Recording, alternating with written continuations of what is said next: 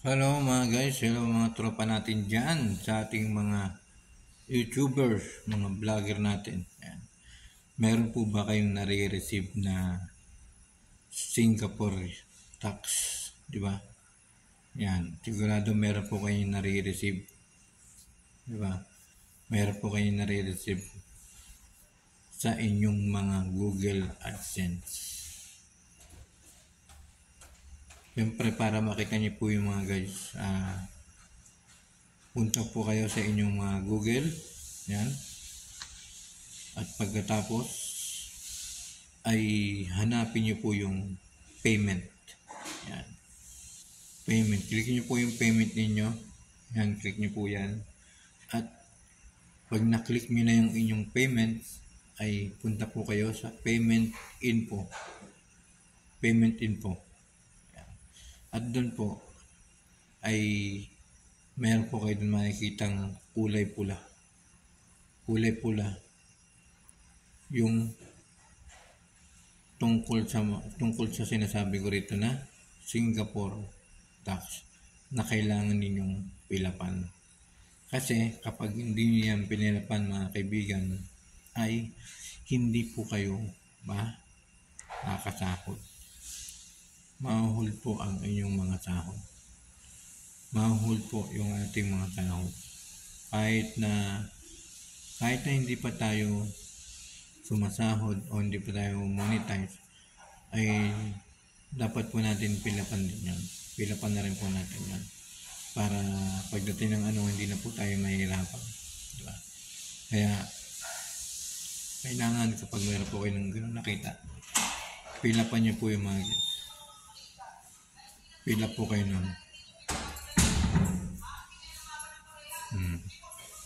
Paano ba mag-pilap nun? Napakadali lang mga kaibigan.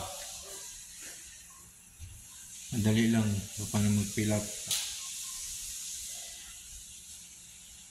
Kung meron na po kayong napilapan na form o tax sa YouTube, ay hindi nyo na po kailangan magbigay ng ID. Magbigay ng ID o mag-attach ng ID. Pero kung wala po kayong tax na napipilapan, ay kailangan nyo pong mag-attach ng isang ID na valid. Pero kung meron na kayong tax na napilapan, click nyo po lang sa baba yung request to review. Yung request to review. At pagkatapos nun, puro nun na lang isasagot nun. Napaka-basic lang. Simple lang yung gagawin na pagsasagot. Puro no lang. Puro no, di ba? Pero kung meron kayong establishment dyan sa Singapore, ay ang isasagot nyo doon ay siyempre yung yes, di ba? Pero kung wala naman kayong establishment sa Singapore, no lang yung inyong mga sasagutin. At meron po kayo makikitang mahabang blank na sasagutan. Yun po ay kahit hindi nyo po lang po yun, huwag nyo na po yun sagutan, blanko nyo na lang po yun. Yan, pagkatapos nyan, isasubmit nyo na po yun, di ba? At may makikita po kayo na your Singapore tax is accepted. So mga guys, napakasimple lang. Simple lang.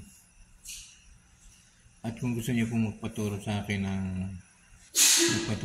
message niyo lang po ako o add niyo po ako sa aking Facebook, Michael Villegas House yan. Nandiyan po yung aking Facebook sa about ko sa YouTube.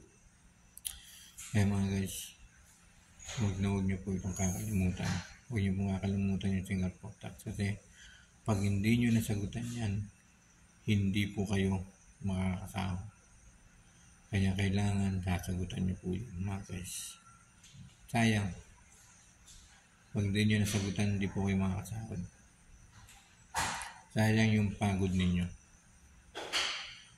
Kasi hindi tayo makakasahod kapag hindi natin nasagutan yung Singapore tax. Napakadali lang naman yan mga guys. Napakadali. Diba? Napakadali lang ng gagawin ninyo. Pero meron ako pahabol sa inyo mga guys. Ang i-click nyo lang po dun na sa yung individual solo. Yun na po yung i-click nyo individual solo. Individual. Wala na po kayong ibang ihahanapin doon na i-click. Individual solo tour. Yan. Yun lang po. Maraming salamat po sa inyo na sana ay may natutunan po kayo rito. Yan. At i-share niyo po ito sa mga kaibigan yung YouTuber. Mga kaibigan yung YouTuber, share niyo po ito. Maraming salamat po sa inyong lahat. Thank you so much everyone.